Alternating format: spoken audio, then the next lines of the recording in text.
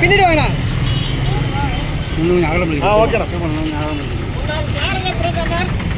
பொருளாதாரத்தின் சிற்பி, எழுச்சியினுடைய பாரத பிரதமராக இருந்த மன்மோகன் சிங் அவருடைய இரங்கலை ஒரு நிமிடம் அனைத்து கட்சி சார்பாக பின்தங்கியிருந்த நிலையில் அமெரிக்காவை தலைகீழாக இருந்த நிலையில் இந்தியாவுடைய பாரத பிரதமராக இருந்த மாண்புமிகு மன்மோகன் சிங் அவர்கள் இந்தியா பொருளாதாரத்தை தூக்கி நிறுத்திய ஒரு மாபெரும் தலைவர். அவர் பாரத பிரதம மினிஸ்டர் பதவியேற்பதற்கு முன்பு அவர் இந்தியாவுடைய நிதித்துறை அமைச்சராக இருந்தவர்.